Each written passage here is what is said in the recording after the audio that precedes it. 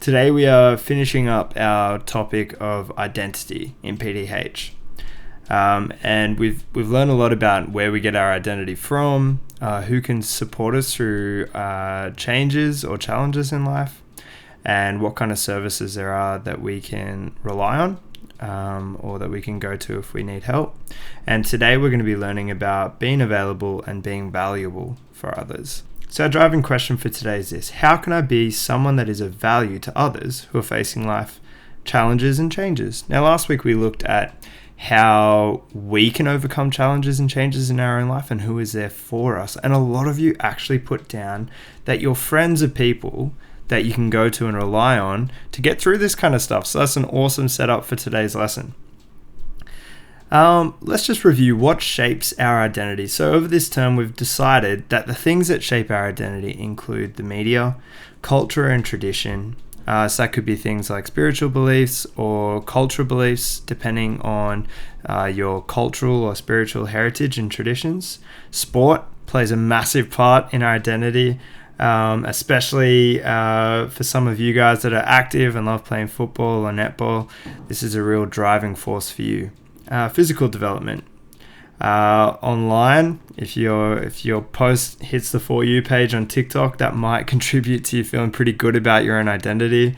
Body image plays a massive part in our identity. As we grow and we're changing over these few years, it can either contribute to positive thoughts about our own identity or potentially negative.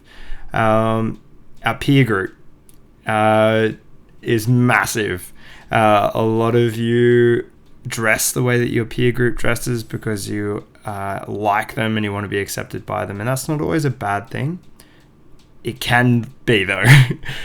Success and failure, efficacy, how effective you are is a massive part of how we feel and how our identity is shaped. So if we do badly at a subject in school, it might become part of our identity that we don't like that subject or that we don't want to do it in the future. Our gender, so whether or not you're a boy and girl, contributes massively to our identity. School does as well. Depending on the school you go to, it might have a massive impact on, the things that you believe in your identity. Family, monumentally huge. If you've got an older brother or sister, then often you'll inherit their clothes as you get older. In the same way that the music that you like is probably the music your parents like. If your parents value relationships with neighbors, then you probably have friendships with your neighbors. If your dad loves Liverpool Soccer Club, it's probably your favorite team too, or the Rabbitohs, or whoever it is. A lot of our identity is shaped by our parents. And finally, the media. What we consume, what we put in our heads has a massive impact as well. So our learning goal for today is this, and I'd love for you guys to write this down. Recognize the positive ways, so students recognize the positive ways in which they can be a positive and a supportive friend. So, very important, especially in this time of crisis that our world is faced in. At a time where we can't leave our home and be in groups of more than 2 people. We can't go and hang out with our soccer team or our football team. We can't go to school anymore. All of these things have changed and quite drastically, and that could be a pretty stressful thing. And a lot of you may be feeling isolated, like you're at home and that you're not connected to any of the people that you normally would connect with on a daily basis at school. I feel that way, so I'm sure that you guys do as well. Today we're going to be learning about how to be a positive and supportive friend and checking that you understand how. So this concept of relationship circles is really important. So a relationship circle is a very interesting diagram. What it describes is that as you go further out, your responsibilities become less and your rights in that relationship become less as well. Now that's not your own personal human rights, but rather the things that you can expect from that relationship diminish or decrease. So obviously with yourself, you can expect anything that you're willing to offer yourself in terms of well-being and emotional social support. As we go further out in the intimate circle, that's talking about your close family members or maybe a lifelong best friend, someone of that nature that you've got a lot of shared experiences with. Now, in that kind of relationship, there is an expectation that you will help each other out quite a bit. So that could mean doing things that in a normal friendship wouldn't be expected. So it might be looking after their puppy when they're going overseas, or it could be having them over if their house flooded and letting them live in your lounge room. These kind of over-the-top expectations are not something that you would expect to do for a stranger necessarily, but for one of these kind of intimate relationships and friendships, it's definitely something that would be expected or that you could be offered if it needed be. As we go further out, we've got close friends. And so for a close friend, it might be that you check up on them if they're unwell or sick or hurt, or that you console them if they've lost a pet or a relative or something of that nature. As we go out to acquaintances, it becomes less appropriate for you to be supporting them through very intimate things in their life. So for an acquaintance, say a teacher or someone that goes to the same school as you but isn't a friend of yours, it would be maybe less appropriate or less expected for you to be delivering flowers to their house if their pet budgie died. At that point, it might become a little bit odd. And so as our relationships go out further, there's less responsibilities that we have to maintain or to help that person out. It's always nice to be available if they need help, but there's less of an expectation. So we've got two videos, and they're actually about what kind of friendships might be available to you or that you might actually have. And one of them actually compares good friendships with toxic friendships. It's a really interesting video because I think that it's easy sometimes to fall into the trap of being a toxic friend. And so hopefully it will be a valuable thing to help you check to make sure that you are being a good friend. And then it's also a good check to see what kind of relationships have you got, and whether or not certain relationships should be maintained or valued, or whether or not you should put value in other relationships. So have a look at that video. And then once you've done that, come back to this video and I'll explain the next two parts of this lesson. All right, so I hope you watched that video. I hope you learned some things about friendships.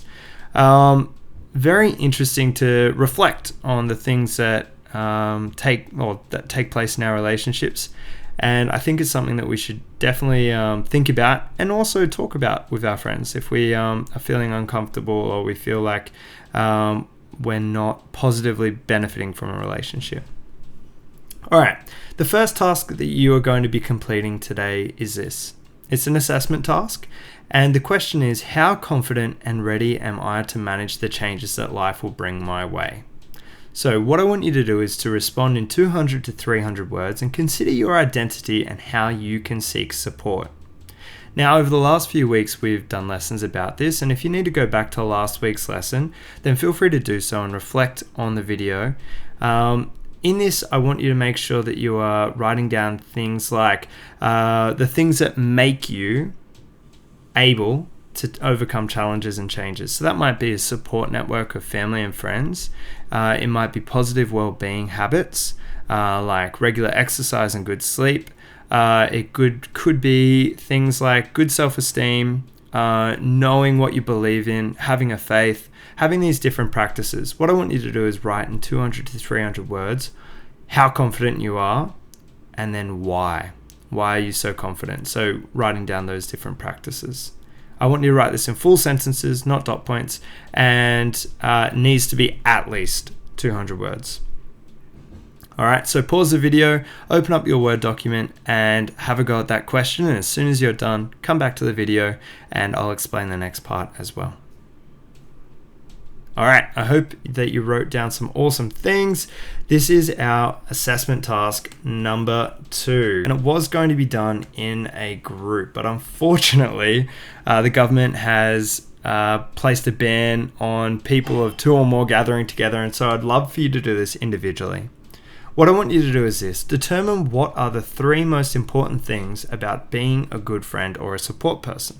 Now, the way that you can determine this is think about the 3 things that you benefit the most from your friends or support people, or the 3 things that you aspire to be for your friends. And what I want you to do is create a poster to show your response. So you can use Canva if you wish, or you can use Word or PowerPoint. I do recommend Canva just because there are lots of free clip arts on there that you can use to help illustrate the 3 things that you think being a good friend or a support person could be. And once you've done that, please insert the picture into the Word document where you wrote your first answer, and then upload that onto iLearn. All right, that is the task today. I really hope that during this time you are thinking about how your friends are going at home alone. I really hope that this task has helped you think about being a positive friend rather than a negative or toxic friend. And I really hope that over the coming 3 weeks that we might be in social isolation or physical isolation at home, that you're thinking of making sure that you're keeping in touch with your friends. So that might be something like setting up a daily or weekly group chat or FaceTime, or even as simple as jumping onto Xbox Live and making sure that you're organizing a time to chat to your friends, see how they're going, not just spend all of the time talking about yourself, but actually asking them questions about how they're going and making sure that they're feeling good, feeling positive, and staying healthy throughout this really, really bizarre and surreal experience of being stuck at home. Safe these holidays. I'll be praying for you guys. All right, enjoy. Bye.